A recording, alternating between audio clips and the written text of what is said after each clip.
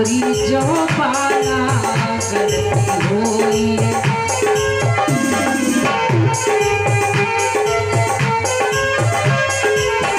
गलती होई तोरी जो पाला कटी हूँ नाक कान काला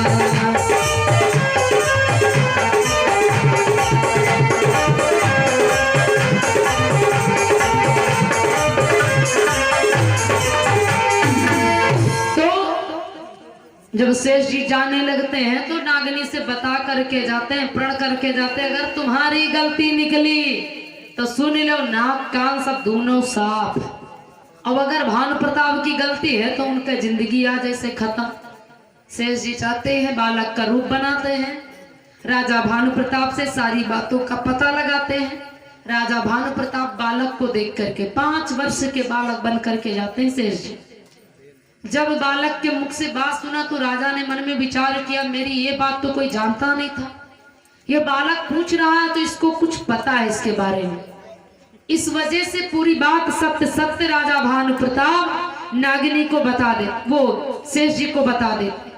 अब शेष जी को जब पता चलता, शेष जी बड़े क्रोधित होकर के चल देते हैं। और इधर नागिनी मन में विचार करती है कि सच्चाई कभी छुपती नहीं झूठे वसूलों से, और खुशबू कभी आती नहीं कागज के फूलों से। कितना सुंदर कागज का पुष्प बना दिया जाए, लेकिन क्या खुशबू आ सकती? नहीं आ सकती। सच्चाई का पता तो लग ही जाता है, क्योंकि विजय सदैव सत्य की होती। नागिनी ने यही बात सोचा और अपने प्राणों को अंत कर दिया कि पटकी पटकी फना मरी गए बाला शेष नाग आए निज धामा।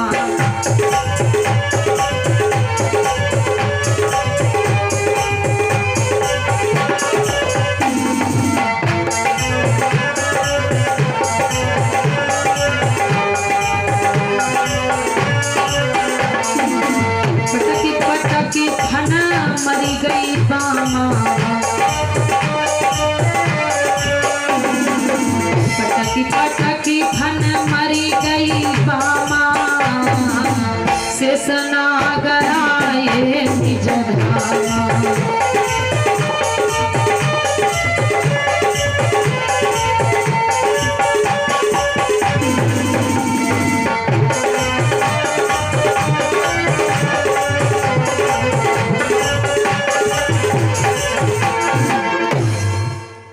शेष जी लौट करके आते हैं कि नागिनी को हम आज नाक कान दोनों काट देंगे, लेकिन जब आ करके देखा तो नागिनी अपने प्राणों को अंत कर देती।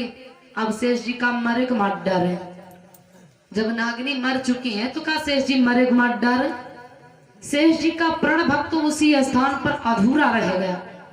और ये बात आकर के त्रेता में जब सूर्पनखा मिली, क्योंकि ये वही है सूर्पनखा जो नागिनी थी, इसीलिए आते ही परिचय अपना दे दिया कि जन्मी सूर्पनखा कुल घाती और सोई शेष लखन भयो है आई, सोई भानु प्रताप रावण कहलायो विद्युत स्वरवाधमिना नाग कहा। वही विद्युत होता है पुनः, जिसको रावण देखता और फिर मार देता। तो आज वही नागिनी सूर्पनखा है। भगवान के पास आते ही बता दिया कि मैं वही सूर्पनखा हूं जो पूर्व जन्म में मैं नागिनी थी। सूर्पनखा रावण की बहिनी और दुष्ट हृदय दारुण जस अहिनी, दुख को देने वाली दुष्ट हृदय वाली मैं सूर्पनखा अहिनी हूं। शेष जी जैसे भैया राघव का आदेश पाए, भैया लखन और नाक और कान दुनहु साफ। भवानी यही कारण है, इनका पूर्व प्रण था जो आज यहाँ पर पूर्ण किए हैं भैया लक्ष्मण जी। अब जब नाक कान कट जाते हैं सूर्पनखा के, रोती बिलकती भैया खरदूषण तीसरा के पास जाती, भैया देखो बन के तपस्वियों ने मेरी ऐसी दुर्दशा कर दी। खरदूषण तीसरा अपनी 14 सहस्त्र सेना लेकर के युद्ध करने के लिए जाते हैं। भगवान श्री रामचंद्र जी एक ही बाण में 14 सहस्त्र सेना को नष्ट कर देते हैं।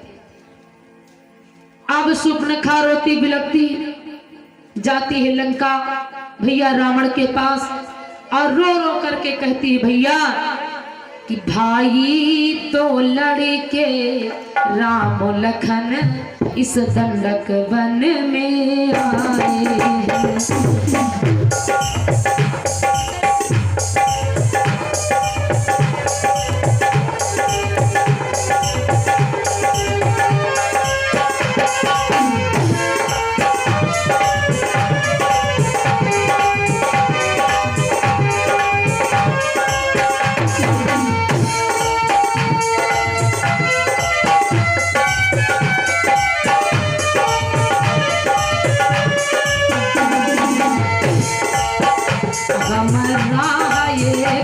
सीता नाम तुम्हारी नारी नारे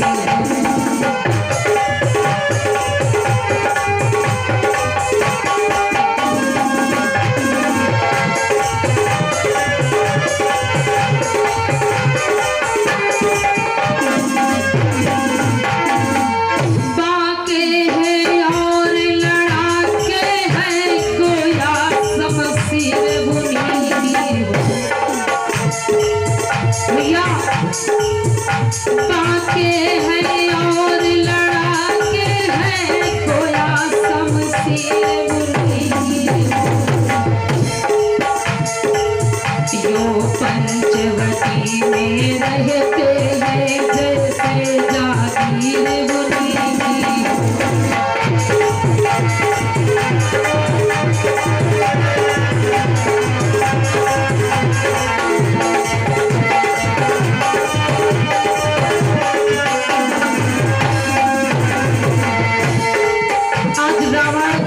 दरबार में बैठा सुपनखा रो करके तुम्हें सुनाती भैया मैं उधर अचानक निकल गई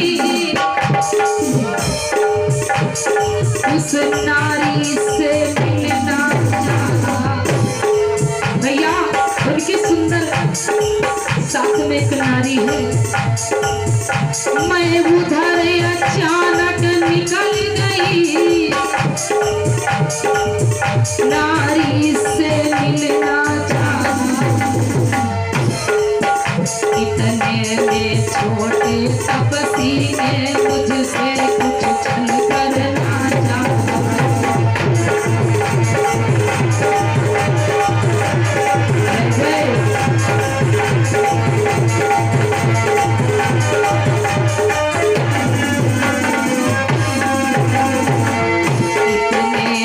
छोटे तपसी ने मुझसे कुछ छल करना चाहा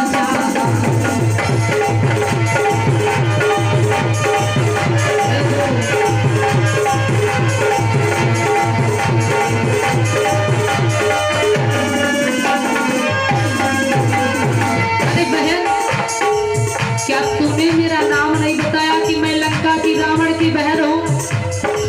सुपनखा कहने लगे भैया बस यही तो कारण है जैसे हमने बस तुम्हारा नाम लिया कि मैं लंका से आई हूँ भैया जब मैंने तेरा नाम लिया तो उसने मुझको दी गाली फिर मेरे कान काट डाले और मेरी नाक काट डाली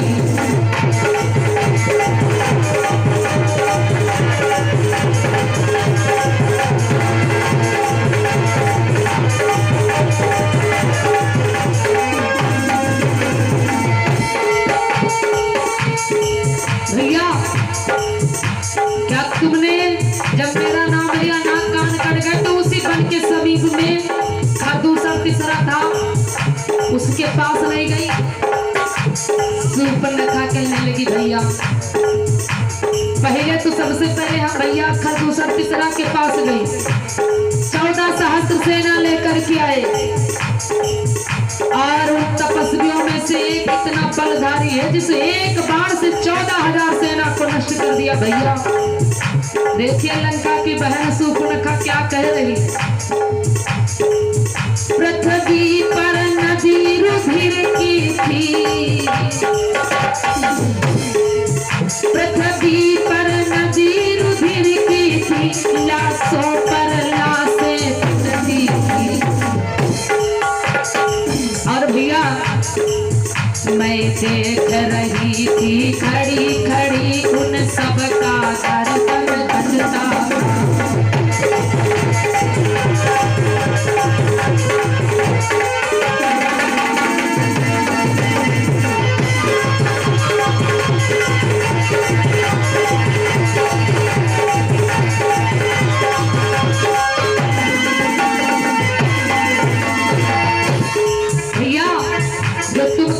खरदूषण तीसरा, अरे उसमें से एक नहीं बचा है। उस वहां पर देखो तो रक्त की नदी बह रही है। मैं देख रही थी खड़ी खड़ी उन सब का गर्दन कटता था।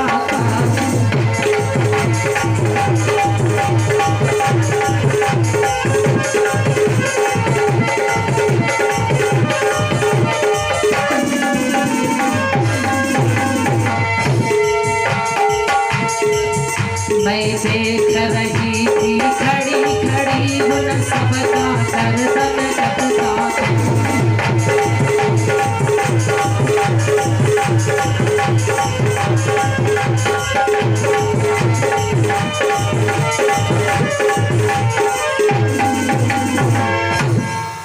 सुपनखा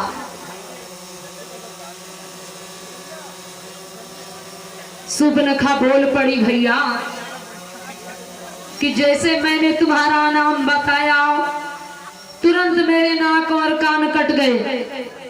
क्या खरदूषण तीसरा से नहीं कहा? कहने लगी भैया हम उनसे तो सबसे पहले बताए, उन्हीं की शरण गए। लेकिन जैसे खरदूषण तीसरा 14 सहस्त्र सेना को लेकर क्या बड़ा वाला तपस्वी एक ही बाण में समस्त सेना को नष्ट कर दिया। अब रावण मन में विचार किया 14 सहस्त्र सेना एक बाण में नष्ट हुई, इसका मतलब सूर्यभंजन रंजन मही भारा और जो भगवंत लीन अवतारा। इस पृथ्वी पर भगवान का अवतार हो चुका है और मैं जानता हूँ कि हुई है भजन न तामस देहा ओ मन क्रम वचन मंत्र ग्रहण देहा। मैं राक्षस कुल में होने के नाते भगवान का भजन नहीं कर सकता और अब मुझे भगवान से बैर बढ़ाना होगा। इधर भगवान श्री रामचंद्र जी भी यही कार्य करते हैं, इधर रावण अब कहता हमें भगवान से लड़ाई बढ़ाना होगा। और लड़ाई की जड़ कौन है? सूर्पनखा जी। मेरे राम ने मन में विचार किया, जानकी से बोल पड़े देखो जानकी अब हम बहुत दिन आनंद से रहते थे, लेकिन अब हमें पृथ्वी को राक्षसों से विहीन करना होगा। इसलिए देवी तुम ऐसा काम करो, तुम पावक महु करऊ निवासा और जबो लगी करऊ निशाचरना। हे देवी तुम मेरा कहना मानो, क्योंकि मुझे अब नर लीला करनी है। भगवान ने स्वयं कहा मुझे अब नर लीला करनी है। सुनो प्रिया व्रत रुचिर सुशीला ओ मैं कछु करीब ललित नर लीला। जाओ देवी तुम मेरा कहना मानो। भैया लक्ष्मण चले जाते हैं कंदमूल फलों को लेने के लिए और जानकी जी को राम जी अग्निदेव महाराज के पास भेज दे। माया रूपी प्रतिमा भगवान ले लेते हैं जानकी की, क्योंकि जो जानकी माँ अयोध्या से आई थी वो जानकी जी अब अग्निदेव जी के पास चली जाती है, क्योंकि राम जी के पिता कौन हैं? अग्नि महाराज हैं, जिससे और जिनके द्वारा हमारा जन्म होता है वही तो हमारा पिता होता है। इसलिए कहा तुम मेरे पिता अग्निदेव महाराज के पास चली जाओ और तुम्हारी प्रतिमा हमारा साथ देगी। माँ भगवती जानकी जी ने यही किया। जानकी माँ अपनी माया प्रतिमा भगवान को दे देती है। अब जानकी जी माया रूप में भगवान के साथ कर्णकुटी में विराजमान होती है।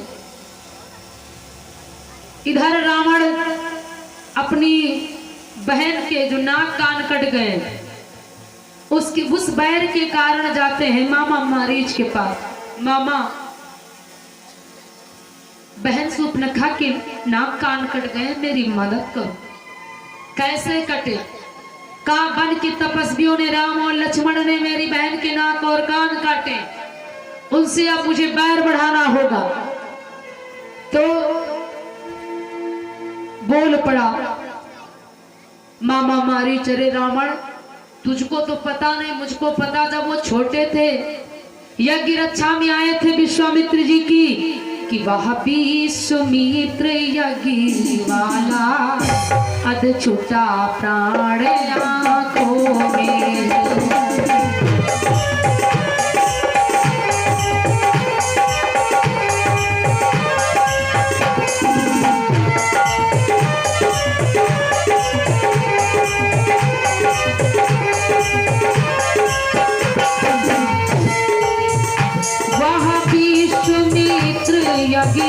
वाला अध छुटा प्राण आंखों में है, अध छुटा प्राण।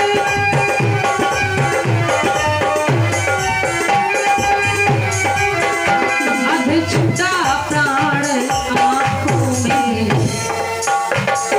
भैया रावण जिनसे संयोजन पर खेला, जिसने संयोजन पर फेंका वह राम बाण आंखों में है।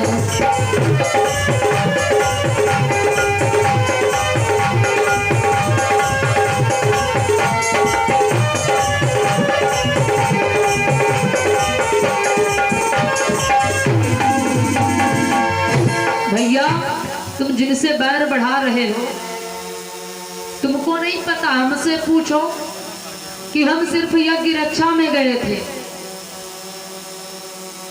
सताने के लिए विश्वामित्र जी को। तो उन्होंने मुझको बिन फर का बाण मारा था, बिन फर बाण रामत ही मारा और सत योजन का सागर पारा। तो मैं यहाँ लंका में गिरा था, अभी मुझे याद ना मैं उनसे बैर बढ़ाने की आज्ञा कभी नहीं दे सकता। भैया कि जो इनसे पैर बढ़ाते हैं वे आखिर मारे जाते हैं।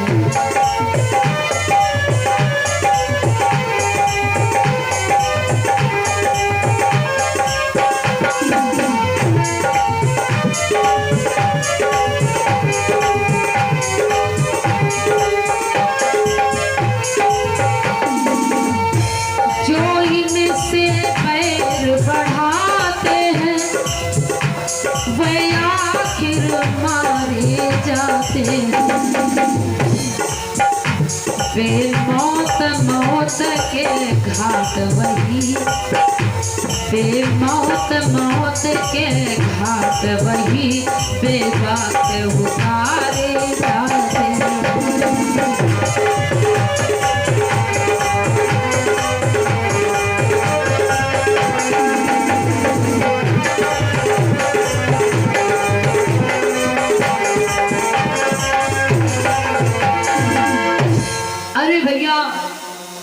रावण हमारा कहना मानो कि हरना है तो निज दोष हरो, सीता का हरना ठीक नहीं और करना है तो शुभ कार्य करो, चोरी का करना ठीक नहीं। मारीच ने कहा भैया रावण देखिए, जो जिस कार्य के तुम आए हो, जिस कार्य के लिए, वो कार्य मेरे हिसाब से अनुचित है। अरे अगर हरना है तो बुराइयों को हरो, दोषों को हरो, लेकिन जानकी का हरण करना ठीक नहीं है। रावण कहने लगा मामा मानते हो या फिर उठाऊं तलवार और तुम्हारा काम खत्म करो। मामा मारीच डर गए कि रावण को कहीं आई गुस्सा तो अपने तलवार से हमारा गला उतार देगा तो कल्याण नहीं होगा, नरक मिलेगा, और भगवान के हाथों से मरूंगा तो मेरा अंत हो जाएगा, जन्म जन्म के लिए मुझे उद्धार हो जाएगा मेरा। अवश्य भैया मैं तुम्हारा साथ दूंगा। रावण कहने लगा फिर मामा देर का है कि बन जाना मामा मेरे सोने का हिरन बन जाना मामा मेरे सोने का हिरन बन जाना मेरे मामा खेल दिखलाना ये ध्यान रखना कहीं भूली ना जाना मामा मेरे सोने का हिरन स्वर्णिम हिरन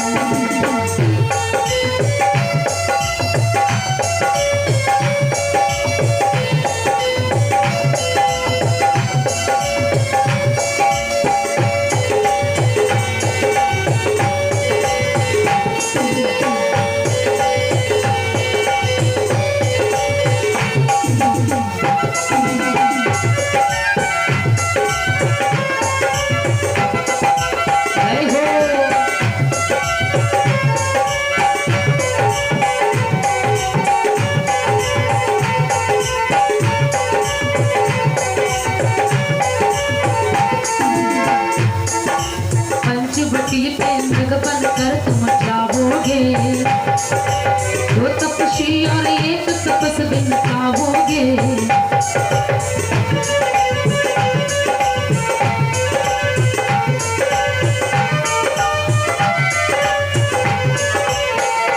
पंचवटी पे मृग बनकर तुम जाओगे दो तपस्वी और एक तपस बिन पाओगे घूम के अपना रूप दिखाना तुम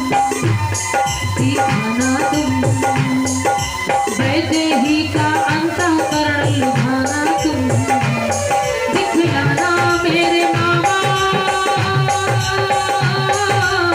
खेल बचकाना ये ध्यान रखना कहीं भूली ना जाना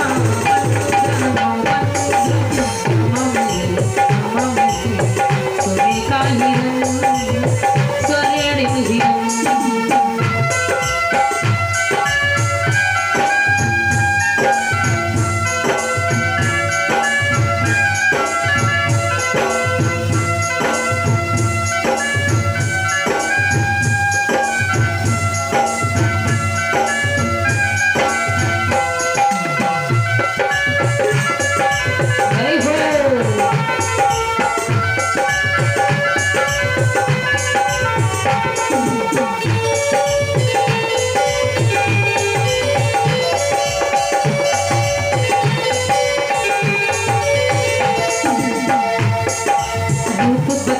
जल्दी तुमको जाना है सुना पाकर हमें सिया को लाना है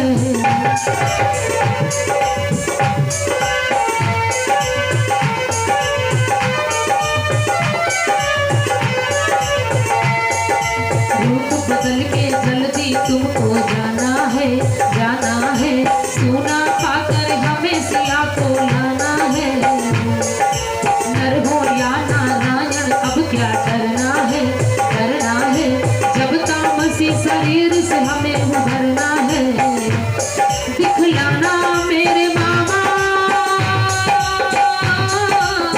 खेल बचकाना ये ध्यान रखना कहीं भूली ना जाना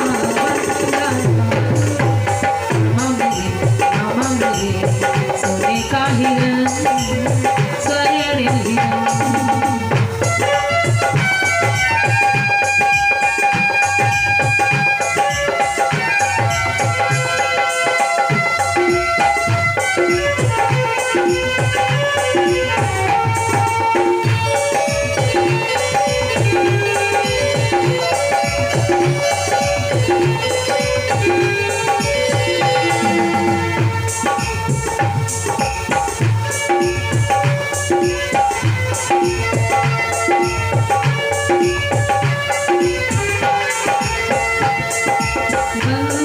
जाना बन जाना मामा मेरे सोने का हिरन स्वर्ण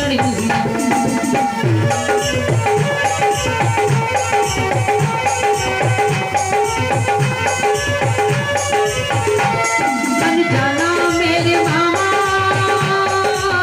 कहाँ मन जाना ये ध्यान रखना कहीं भूल ना जाना जाना मामा मेरे सोने का हिरन सोने का हिरन सोने का हिरन सोने का हिरन सोने का हिरन।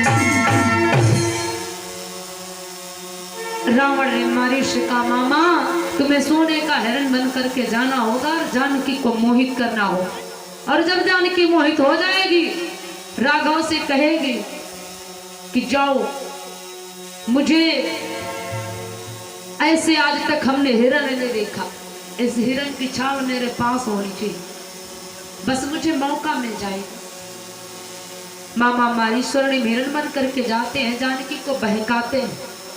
अगर अयोध्या वाली जानकी होती, भगवान उनकी प्रतिमा को बदलने को ना कहे होते, तो जानकी जी मोहित कभी नहीं होती, क्योंकि माया को देख करके ही मोहित होगी, और भक्ति को। तो अब भक्ति वाली तो जानकी जी है नहीं राघव के साथ में, राघव के साथ में माया मूर्ति जानकी जी है। जैसे सुंदर हिरन को देखा मृग नयनी ने जिस समय देखा मृग की ओर,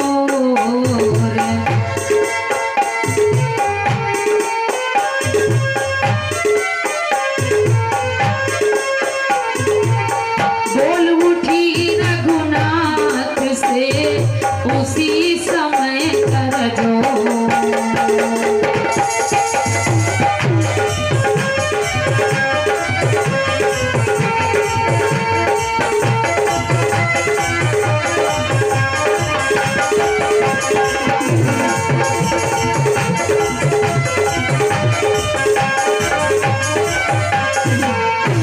जैसे जानकी जी ने माया रूपी हिरन को देखा, मोहित हो गई, स्वामी मुझे इस मृग की छाल चाहिए, आज तक इतना सुगर सलोना हमने हिरन नहीं देखा। तो ये भगवान नर लीला करने जा रहे, भगवान जानते हैं, फिर भी कहा है कि हे देवी मैं कछु करीब ललित नर लीला, मुझे लीला करनी है। जैसे जानकी जी ने कहा राघव चल देते हिरन के पीछे, और जैसे भगवान का बाण हिरन को लगता है तो हिरन गिर जाता है पृथ्वी पर और पुकारने लगता हाय लक्ष्मण, हाय लक्ष्मण। मरते मरते भी हिरन रावण का काम किया। ये करुण पुकार मैया जानकी जी सुनती है, हृदय विभोर हो जाता है। भैया देखो ना, मेरे स्वामी पर कोई आँच आई है, मेरे स्वामी तुम्हें पुकार रहे हैं। जैसे भैया लक्ष्मण सुनते हैं भैया पर संकट कभी आ ही नहीं सकते हैं, भैया दुख को दूर करने वाले दुख भंजन हमारे भैया है। जानकी जी अटपटे वचन कहा, लक्ष्मण मैं जानती हूं कि मेरे साथ में तुम्हारा कुछ चाल वाला भाव है, तुम मेरे साथ में कुछ अनहित चाहते हो जो आज भैया की रक्षा में नहीं जा रहे। मेरे भैया लक्ष्मण को बात सहन ना हुई, पक्षियों से, वनों से, वृक्षों से मेरे राम विनय करने लगे, देखिए मुझे कोई दोष मत देना, मेरी गवाही देना मेरे राघव को कि मेरी मैया ने मुझे क्या कहा है, जिसके कारण मुझे भैया के पास जाना होगा। लेकिन जाते जाते भैया लक्ष्मण शक्ति रेखा कुटिया पर खींच दिए, कहने लगे मैया इस कुटिया से बाहर मत निकलना, क्योंकि यहाँ पर नाना प्रकार के राक्षस विराजमान है। कि साची कहो मोरिया वन से पहिले, साची कहो मोरिया वन से पहिले, होना न रेखा के पार भाभी भाभी, होना न रेखा के पार भाभी।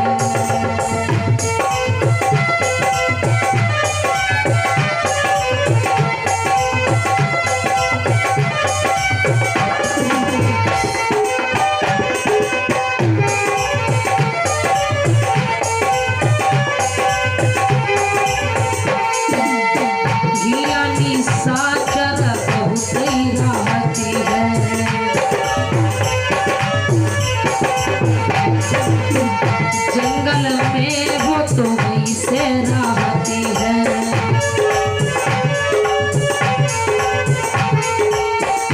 यानी साचर बहुत ही रहती है, जंगल में वो तो वैसे रहती है।